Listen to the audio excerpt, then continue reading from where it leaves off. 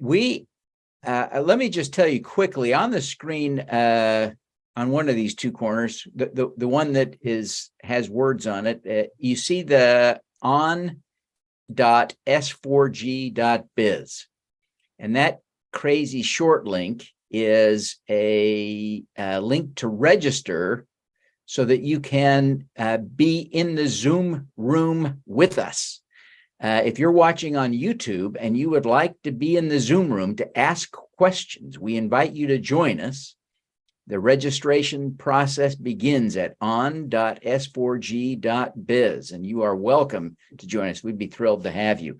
I have just the most extraordinary panel discussion organized today, and I just couldn't be more excited about it. Rebecca Casaba is the CEO of Dealmaker, which is one of the fastest growing companies in North America. I mean, Rebecca, you're just killing it. You're absolutely crushing it. We're thrilled to have you here to take a minute to be on the show.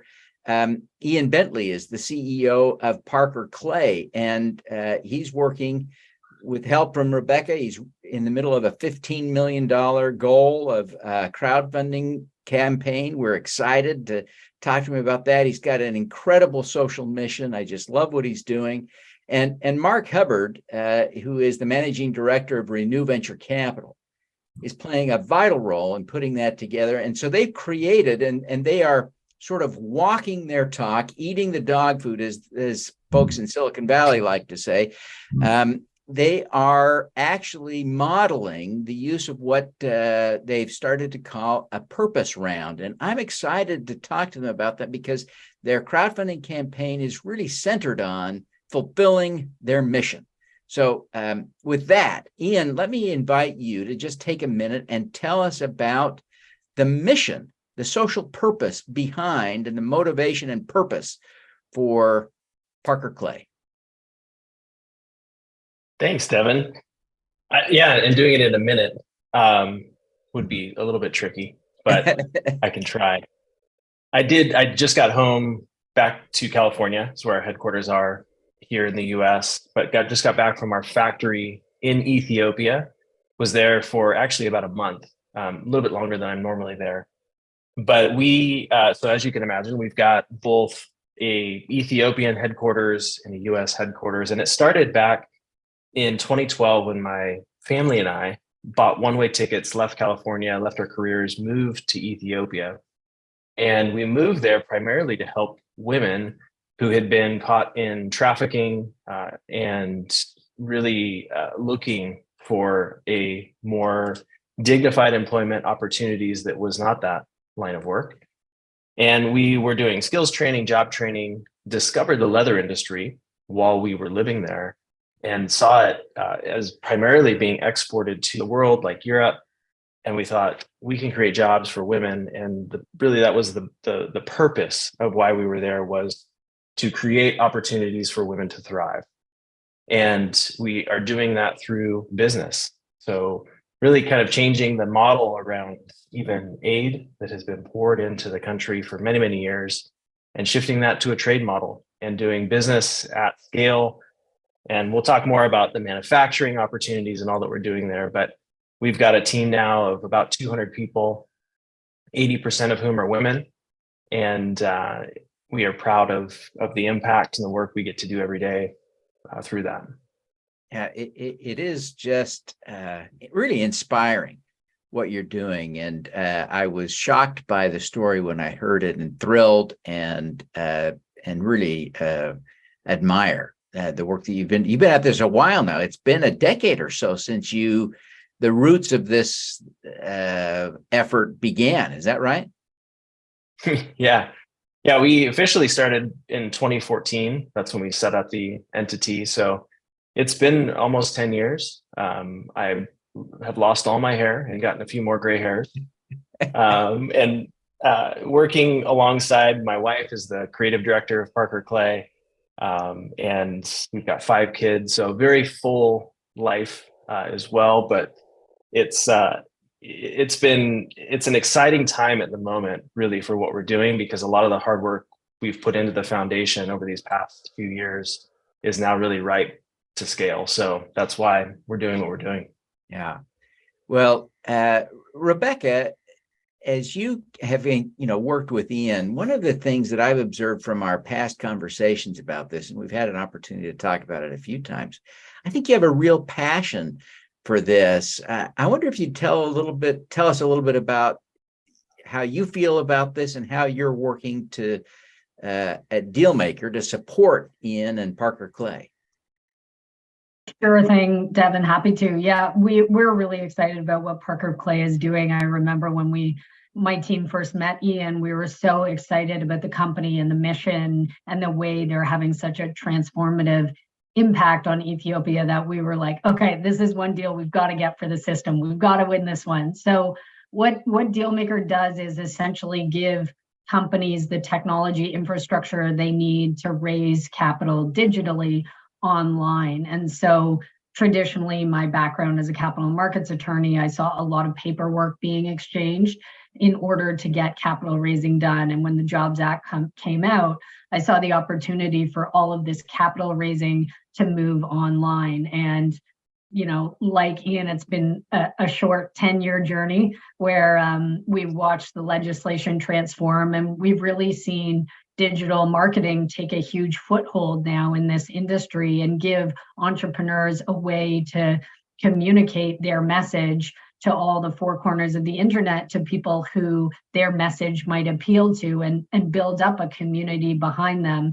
And I don't want to get too into it because I know we'll continue on to chat about it for the next hour, but it's something I'm really passionate about, the impact that people today want to have with their investments, especially when they see companies like Parker Clay, and they want to do things, they see what Mark and Renew VC are doing. And this whole trend of impact investing is something that we're all fortunate to be a part of and get to propel forward, which really just makes the world a better place and gets better businesses funded. Yeah. Well, Mark, I want to turn to you now for a second. It's my sense, and I may be wrong, forgive me if I am, but it's my sense that you played a really vital role in pulling this together, both with your capital and your concept. So what I'd like to do is to invite you to talk a little bit about your role in all of this and why it is that what Ian does is resonating with you. Sure. I guess this goes back to sort of the genesis of the term purpose round for us, what we were trying to accomplish. And then Ian became sort of part of the first use case for that, not the total piece, but it's certainly the proof case for why we want to do it. As Rebecca said, everything we do is impact. We have a venture studio and a venture capital firm. And it's all either social impact companies or it's women and historically excluded founders. Those don't have to be impact companies. And we want to, look, we're part of, as Rebecca mentioned, this sort of global shift, what I'd sort of call a movement. It's kind of a paradigm shift where more and more people want to align what they say they believe about the world with what their money does in it, right? Or what their effort does in it. A lot of people will shift professionally in those ways. I mean, I guess I am in some ways, it's taken me 20 years, but in some ways I'm part of that shift as well. And so, we looked at anytime you do investing, you're a two-sided marketplace, right? So I have investors that I invest on behalf of, and I have companies and founders that we invest in. And so the thing we saw was really twofold, both sides of that marketplace. One, that it was really frustrating that only rich people, only accredited investors could. They still to this day, right? In the fund, I can't take anybody who's not accredited. I have to see your tax statements. So, I really can't take anybody who's not accredited. And so that's frustrating, in and of itself, just sort of from an investing standpoint, that you can't invest in early stage companies, you can't really do VC. When you couple that with the idea that this is a effort to align your values with what your money does, it's a justice issue that a non-accredited investor is not allowed to do that. We're only going to let rich people do that. What is the what's the power that we leave on the table in that dynamic? So that's one issue, right? Then the other was, what do we do about, and Ian will probably be okay with me saying this, there's a whole lot of companies that that could be big, huge, successful companies, that the founders are dynamic, that people want to support, that people align with aspirationally, that it's not just a product they buy, and that it's really something they want to be a part of themselves. But it's hard to figure out how you put those companies into a venture fund. And because they're too capital intensive, or the timeline is too long, or they're just, not in vogue, or there's systemic issues, as it comes down to like a lot of women and historically excluded founders. And so, how do we open pathways? How do we support paths for these kinds of purpose focused, right, companies to allow them to go raise expansion capital, real money, 5, 10, 20, $70 million, by being able to tell their story of their purpose and what they're trying to accomplish more broadly, and involve a much bigger community into that discussion. Yeah. I want to just pause here for a moment to say a couple of things. First off, if you are here in the Zoom room with us, please, we invite you to begin thinking about thoughtful questions you have for these extraordinary individuals who are on the panel today. We're going to welcome your questions. You can use the Q&A function in Zoom to ask those questions most readily. I also want to reiterate the invitation. If you're watching on YouTube and would like to ask a question, just hit on.s4g.biz to register and hop into the call. We'd love to have you join us here in the Zoom room where you can ask a question.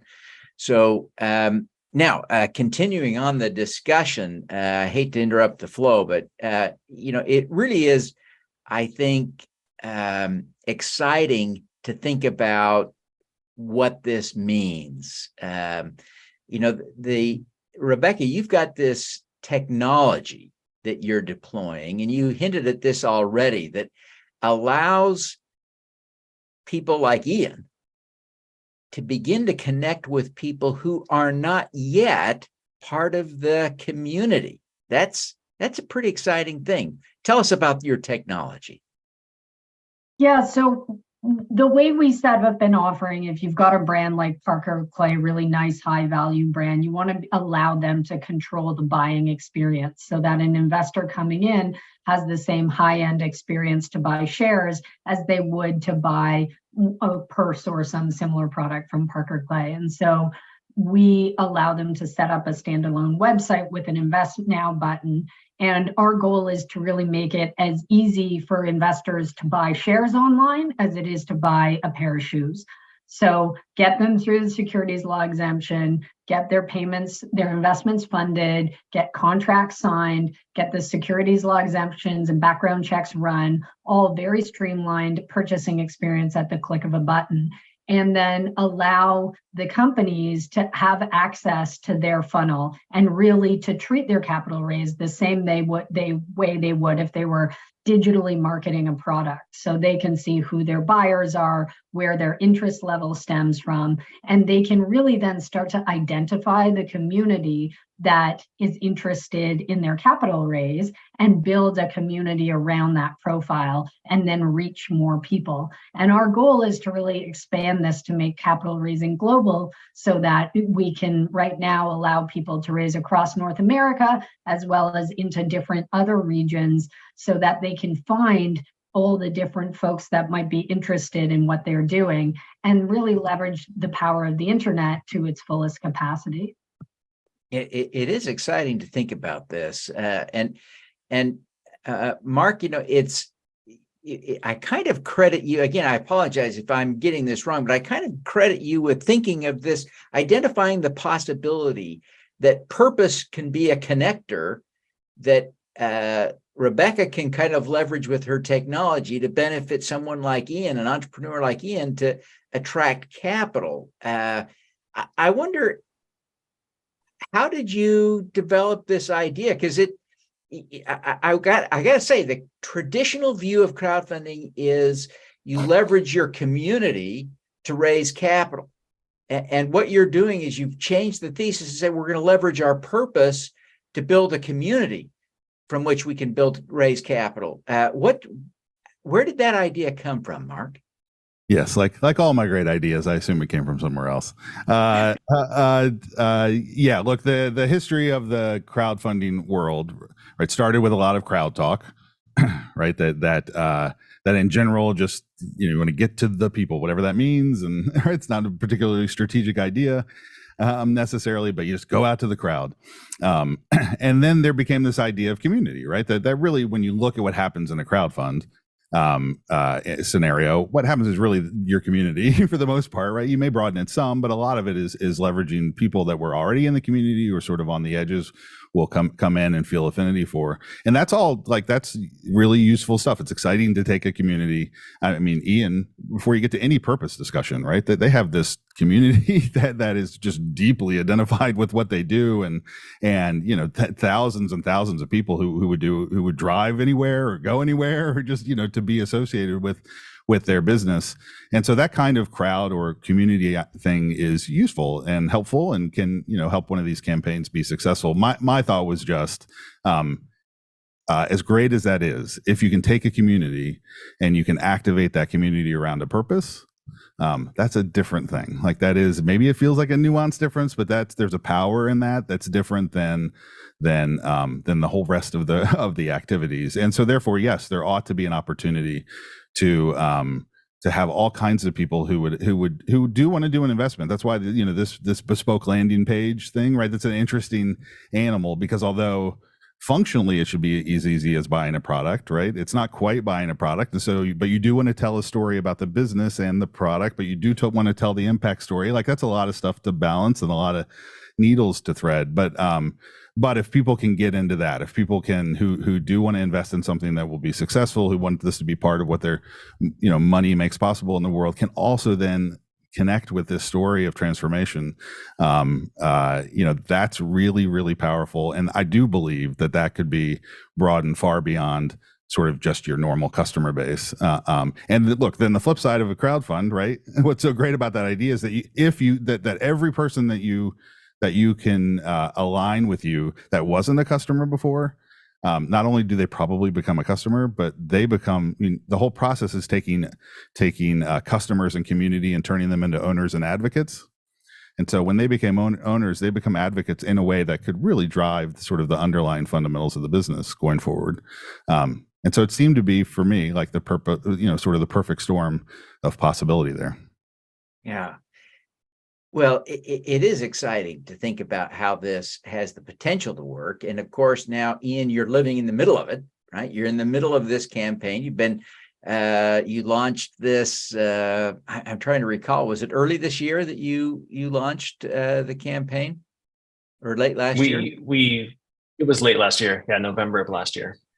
So you've had enough of a run now, I guess, to see how it's working. Are you seeing actually some people who were outside your community that have been drawn in by purpose to invest? And then the parallel question, and I'm curious about, is are you also seeing those folks who come in as fresh members of the community as investors? Are they also becoming customers? Yeah, we are. And I think the way Mark was describing it is true. The power of community is a big deal. And I'm even reminded in coming back from Ethiopia how important community is for all of us. The word that I kept hearing over and over in Ethiopia was resilient. And at times, you've got some people that are strong, some people that are weak. How do we help each other? How do we help each other through those challenges, and the good and the bad? And it's a beautiful thing that I get to see, perhaps sometimes more when I'm in Ethiopia, but reminded about even here in the US and other parts of the world, where we have even adopted this proverb. That it's an African proverb that says, if you want to go fast, go alone. If you want to go far, go together. And we're constantly saying that. And even it's become such an ingrained part of our DNA at Parker Clay, where we look through decisions with a business with regards to we go together. What does that look like? And I could tell endless stories of even just this last few weeks in Ethiopia of doing just that. And, what we get to do, and I think even just what Mark was saying with regards to how we thread all these stories together, that we are a business, we're a for-profit, purpose-driven business, right? We're a legal public benefit corporation. which has the idea baked into it that we are benefiting the public in some way. And so driving that purpose every day at Parker Clay is essential, but we're also building, an exciting business. And so the question I think that comes up as we approach the community, and it's a little bit more of a newer idea, is can you focus on both profit and purpose? And I think historically we have separated these things very distinctly, right? Where we have kind of charitable giving, charitable donations, aid things that we're doing, which are not bad and are needed. But then we have for-profit, right? And then we have businesses that are just purely about profit. And I think that has been the model for many, many years. And only really, and I would say the last 10 or so years, have businesses been looking at more of a purpose-driven structure. And, we've seen that because we've been doing it from the beginning. And so I think that's where, as we approach the community, we get to certainly bring that out of more of our existing customers. And we've seen a significant amount of people interested in this round. For many, it might be their first type of investment like this, right? Because this is still a new space. And I think opportunities like this webinar and the education around it is important, because for a lot of people, they just haven't had the opportunity, unless they've been, like Mark said in the beginning, more of an institutional investor who has that experience. And so for customers who have been buying our bags, this might be the first type of investment. And one practical way to share that, we had a warehouse sale here in Santa Barbara at our warehouse, and the community came out. They were excited to buy bags, drove from kind of all over California to come. And this one woman came up to me and said, "Hey, I'm one of your shareholders." And she said it with a big smile, with a ton of excitement. And that just would never be possible before, right? Where she was saying it with pride as an owner. I'm a shareholder in the company. I'm excited, not just about your bags, which I love, but also being part of this in a deeper way with you. And so, we have seen both the existing community base, which I think has been a big part of our strength. And that's also has brought in some new faces who have then converted to customers. Some people who maybe own businesses now kind of come in and go, "Hey, I want to buy gifts for my employees or my clients." And so it really has allowed us to stretch that out and the opportunities out with our offering, not only from the investment side, but from the product side. And that is a benefit, I would say, for sure, with this type of route, is if you are a consumer brand, you get to bring in this customer base. And if you have product, it's also fun to share, because you kind of get both investment and customers who are buying your product. It's really exciting to think about the synergy between the investment and the product sales. And of course, I've dated myself just by using the 90s word synergy, but that's where, it was ingrained. I was beaten. I think, many of us in business school back in the day got it tattooed on an arm. So anyway, sorry, I apologize for using the word synergy.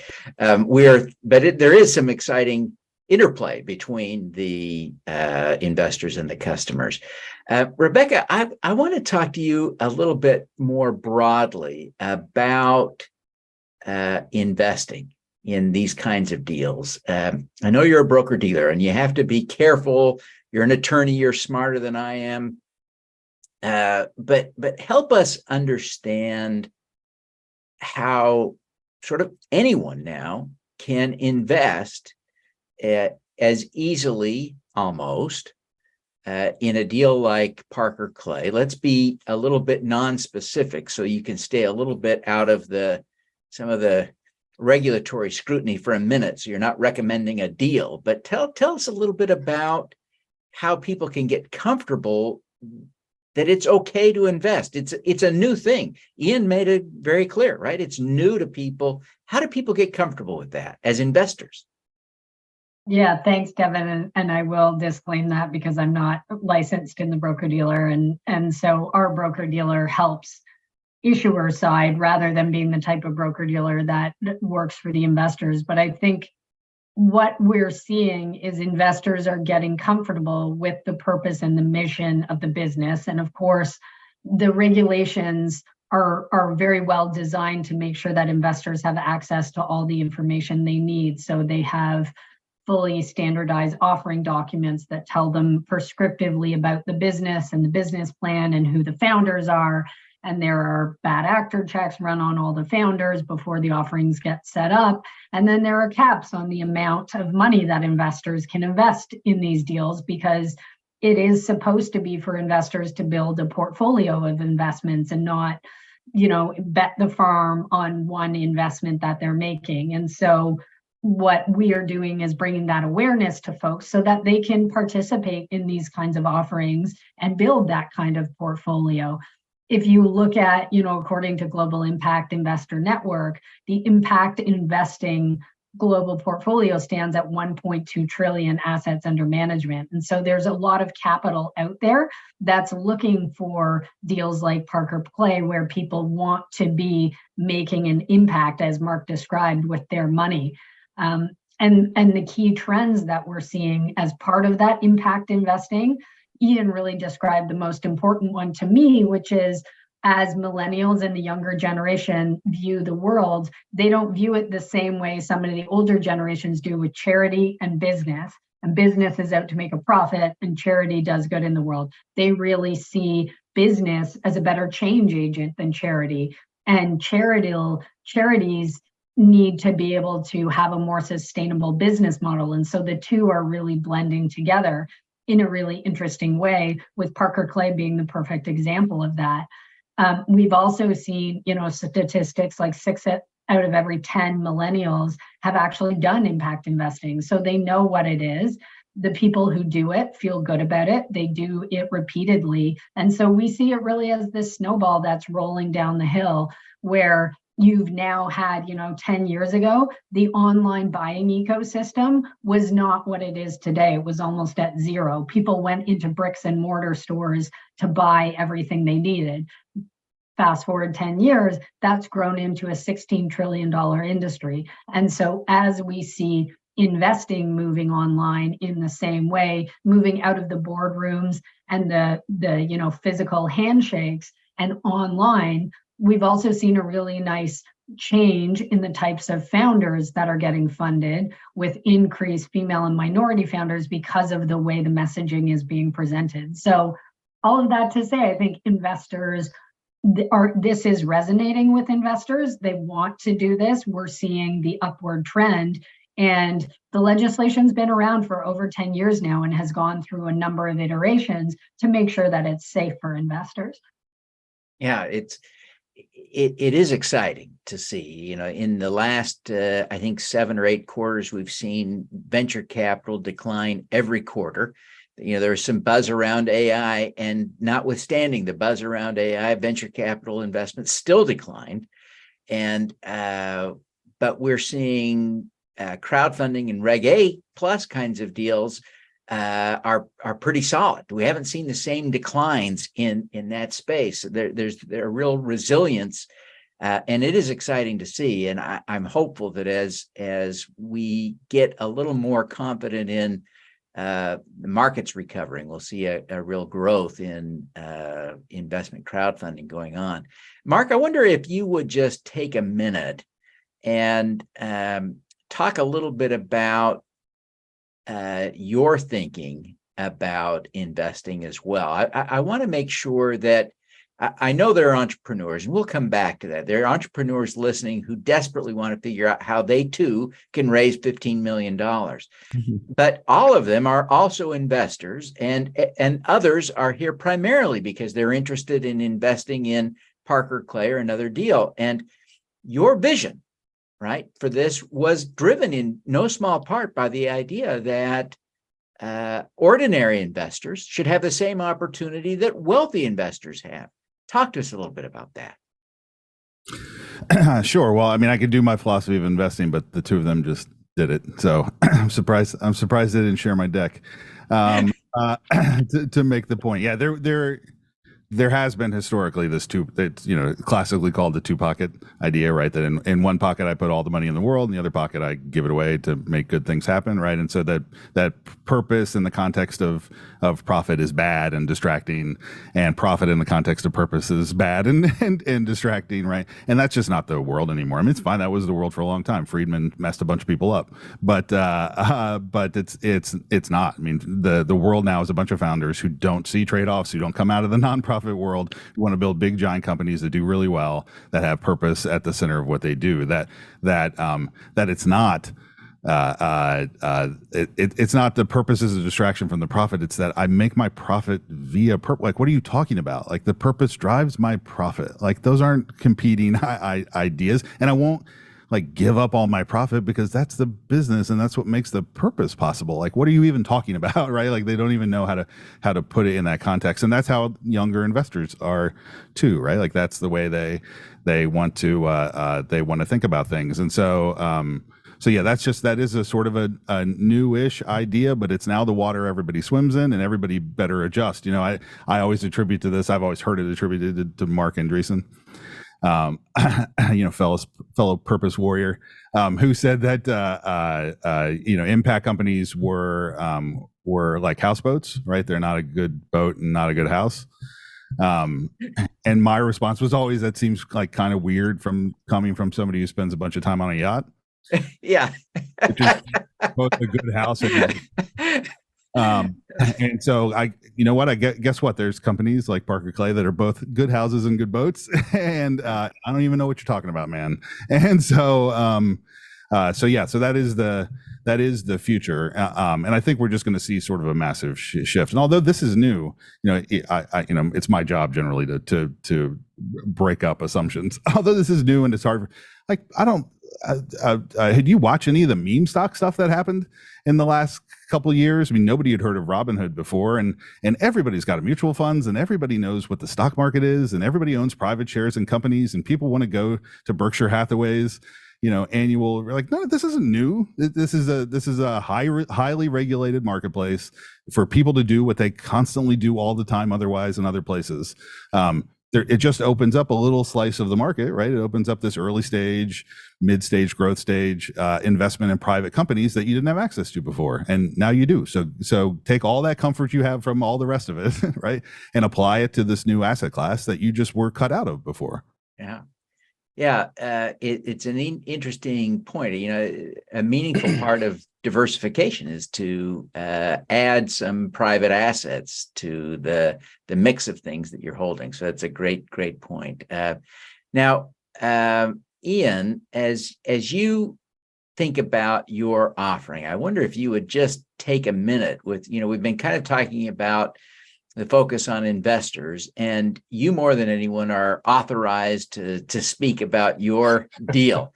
Tell us why you think it's a good idea for an investor to participate. Yeah. No, thanks for that opportunity to share that.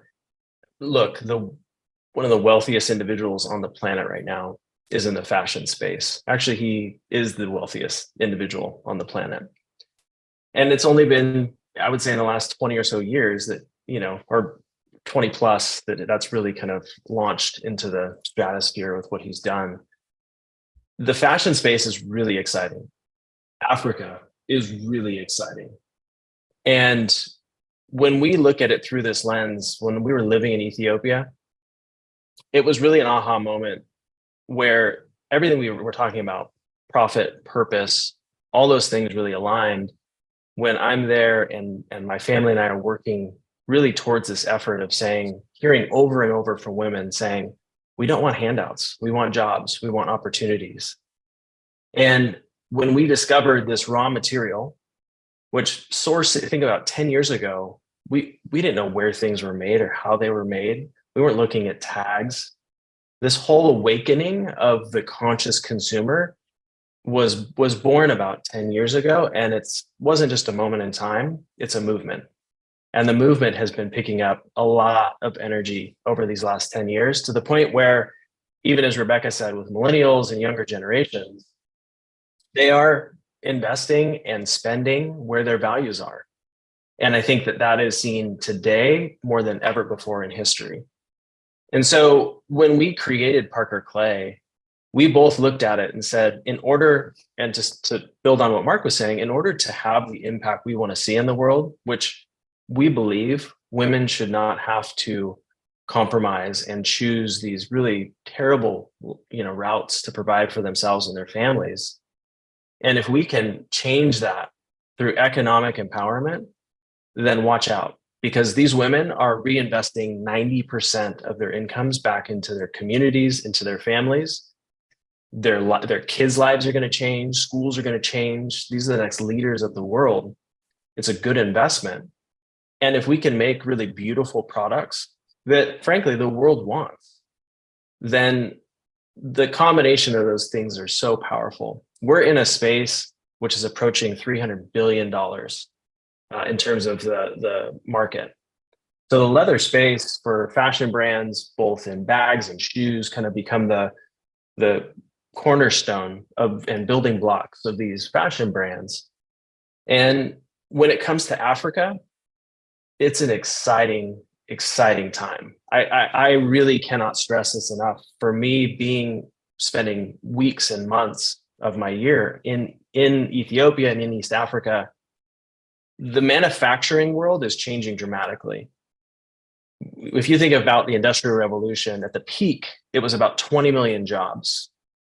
And right now, there is a shift happening of about 100 million manufacturing jobs that are leaving China and looking for a new home. And when you think about Africa, by 2050, a quarter of the population is going to live on the continent of Africa. These are incredibly resourced, capable, young, vibrant workers that are looking for opportunities. And so when we look at Africa, we're also, and what's exciting about Parker Clay is that it's not just the brand that is selling into a market that is approaching 300 billion.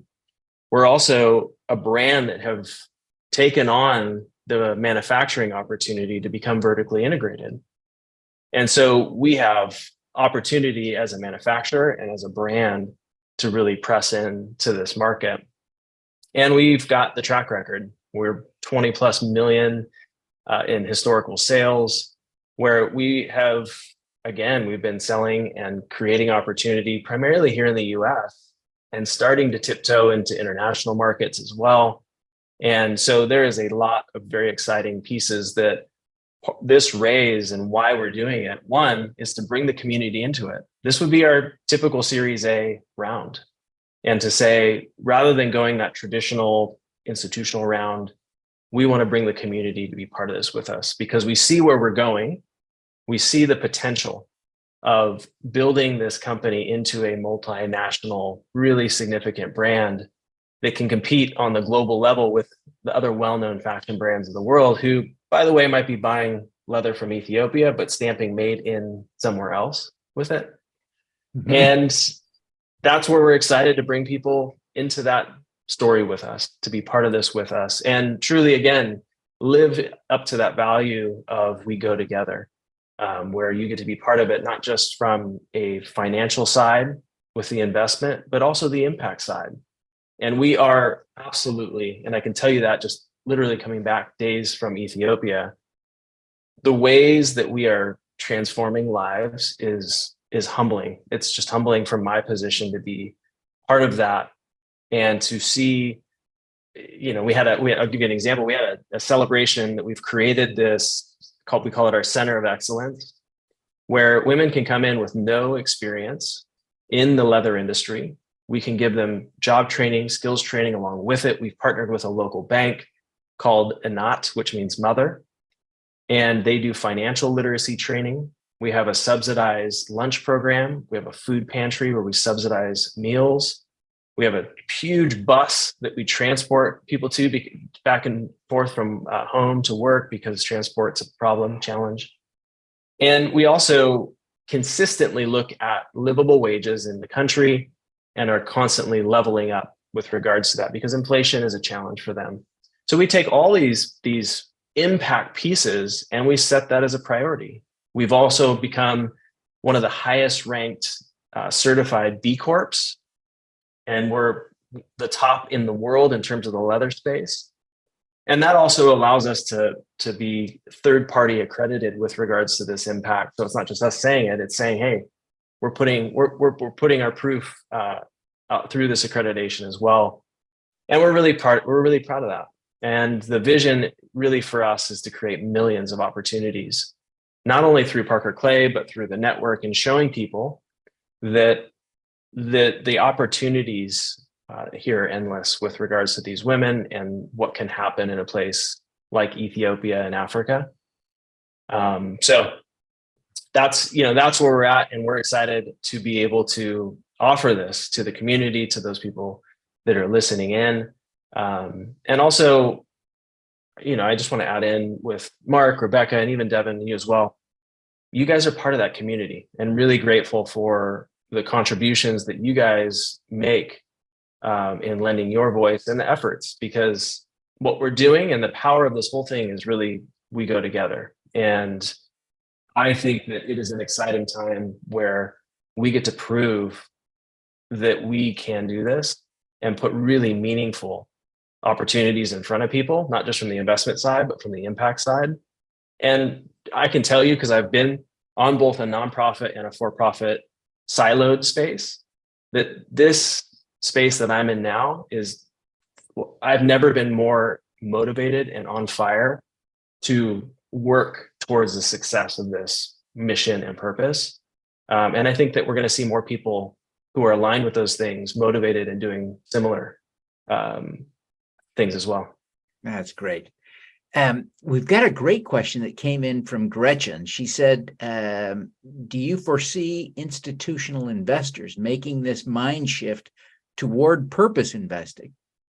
Or will it take continuous Reg CF and Reg A growth to lead this new investment world? Mark, maybe we could start with you, and then Rebecca and Ian, maybe you can close us out on this, but I think it's a great question. Yeah, I mean, they have really. If you're old like me, you remember a 2010 research report from JP Morgan. Back when sort of social, that long ago, right? So it was sort of a social entrepreneurship, social enterprise. We didn't quite know what the thing was yet. And the argument was that whatever this thing was, this impact thing, could potentially be $1 trillion asset class. That was their argument someday. And you know how asset classes work. Asset classes are like defined verticals of kinds of companies. So small companies, big companies, other kinds of assets, real estate, right? That's an asset class. And so they said there could be one of those that's impact. Depending on how you define impact now, it's something like a $20 to $50 trillion market. And so they were wrong. But they were wrong because what we found out is that it's not, the institutional world did not respond to it as an asset class. How we responded to it is as a lens, right? And so it wasn't like, oh, I'm going to invest in small cap stocks and impact stocks. It was, how do I look at small cap stocks through the lens of impact investing? Because in the institutional world, all impact framework is risk adjusted return framework. So they're trying to say, what are the risks that are associated, with this if I don't look at the impact pieces of it? And so it's become this lens. Now, what I think so interesting about CF and Reg A and what I do, right, early stage investing, is that you can do that on a big global scale. It's just really hard. Like, it's hard to figure out how you run a giant multinational corporation in a way that's ethical. And like, it's just hard, especially if you're trying to turn those around and you have things like ESG and then the backlash to ESG and so that's different. It's incredibly important. There need to be brilliant people working in that world. I just sort of punt on that and say, where it's not all that complicated is in relatively early stage investing. Look at the kind of control and focus that Ian's able to have, right? Because this company is what it is and because it's at the size and stage that it is. And then we can help them build companies, right, that look different in the end than the ones that maybe we have now, even when they're big and giant. And so that's just, to me, more satisfying, a more interesting sort of place to play, to sort of one-to-one almost what I believe with what I'm making happen. And so, yeah, the institutions do it. It's just a more complicated sort of world in the big, high-end global national. Yeah. Great thoughts. Rebecca, do you want to add anything to that? I think Mark well covered it. So the only thing I would add is what we see is typically people really connecting to the specific purpose of the company. And I think Reg A CF gives an investor the ability to connect on a very personal level. And so when you see impact investing in a fund, it's going to be certain high level defined parameters, whereas an individual can say, I love what Ian's doing in Ethiopia, and that mission speaks to me, so I want to invest in that company, versus like a bucket of companies that have a certain mission. One other thing that I want to add that Ian jogged in my mind that I want to call out, I think it's really interesting how he said, it's our Series A, but we're about community, and so we're going to choose to do this.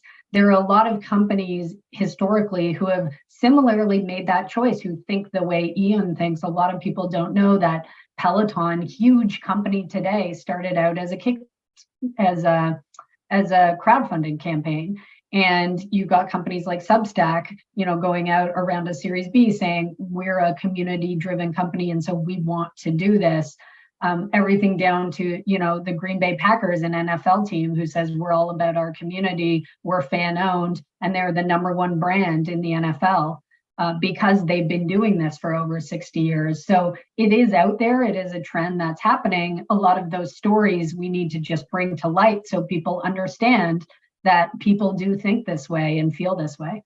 Yeah, great. I think Devin, if I could add to, I think, what's interesting too is it's more touchable, like it's more connected in the sense, like I'm available. If anyone has questions, reach out, right? And I think with these bigger investments, you typically, it feels more unreachable or untouchable.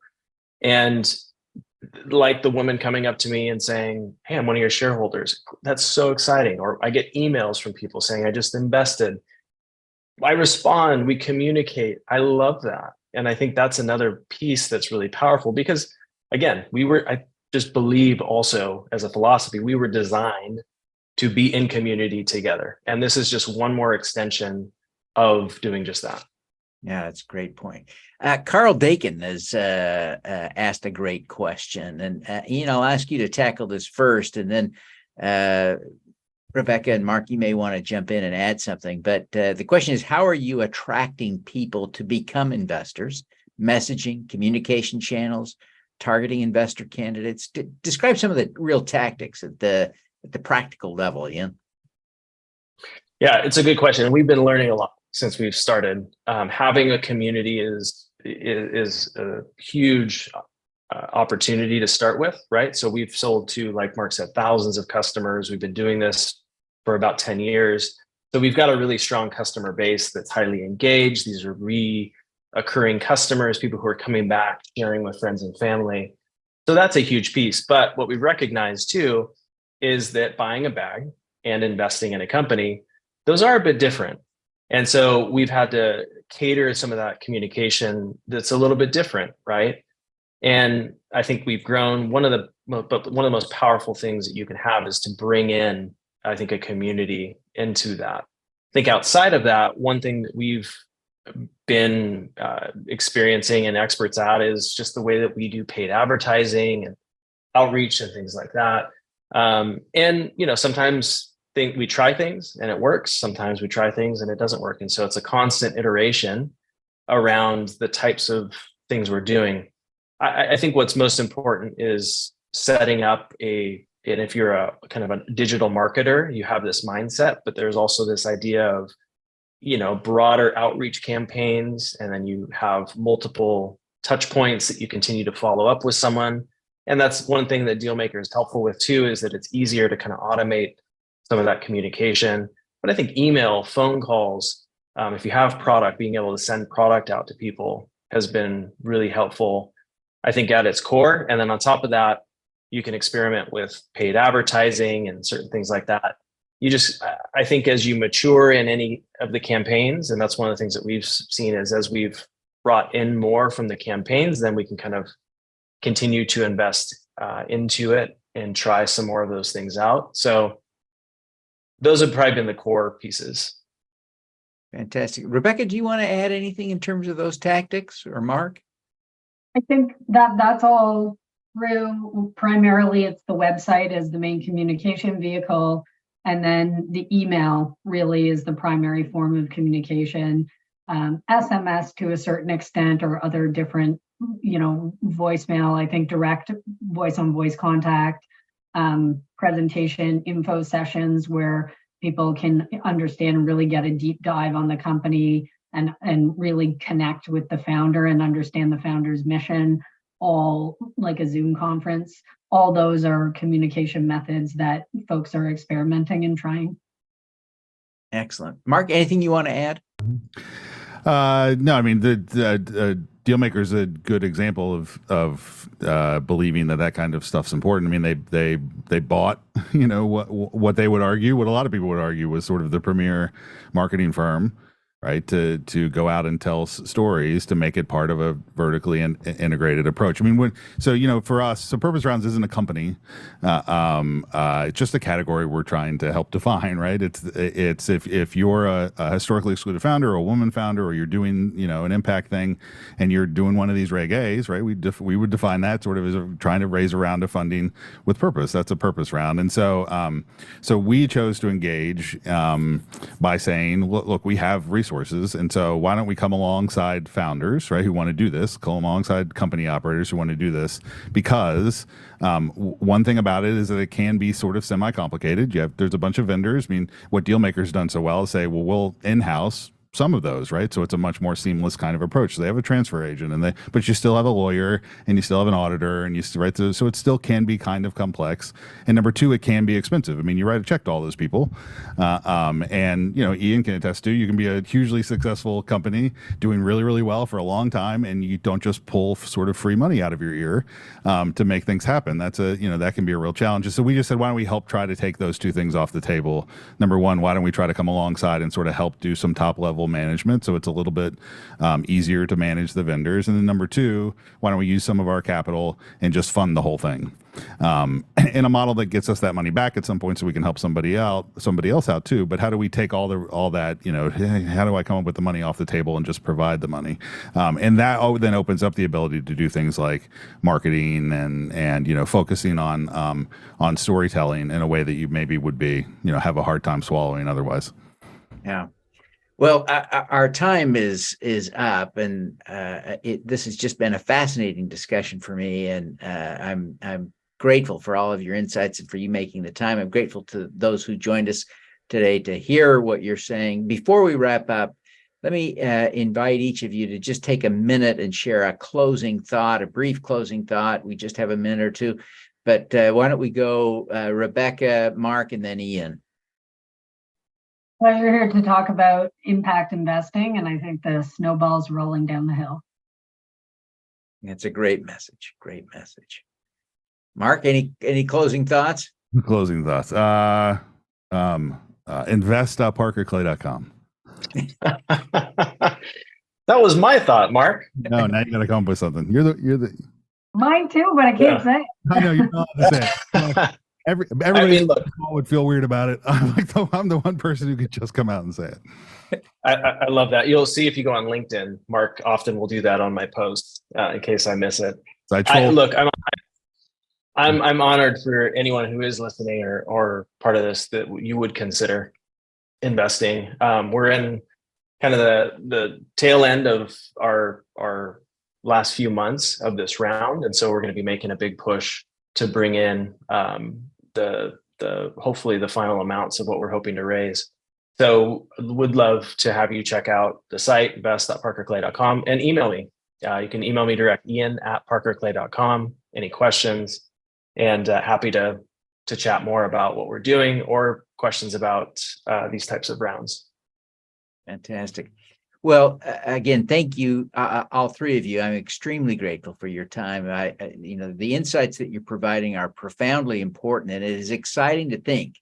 It truly is exciting to think for social entrepreneurs and diverse founders to think about the possibility that the very purpose that motivates and drives them is enabling their success, and is not a friction, but is a tool for accomplishing success and raising capital.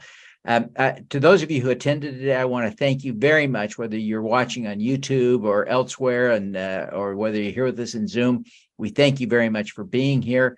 I invite you to visit thesupercrowd.com to check out our upcoming future events. We will be holding 3 in-person events this fall and early winter. We're at the earliest stages of planning, but it looks like we'll be in Salt Lake City, in Baltimore, and perhaps Northern California later this year. And we will continue doing the Super Crowd Hour once a month. And so our next Super Crowd Hour will be on August 19th, I think. Let's maybe just double check. August 16th, excuse me.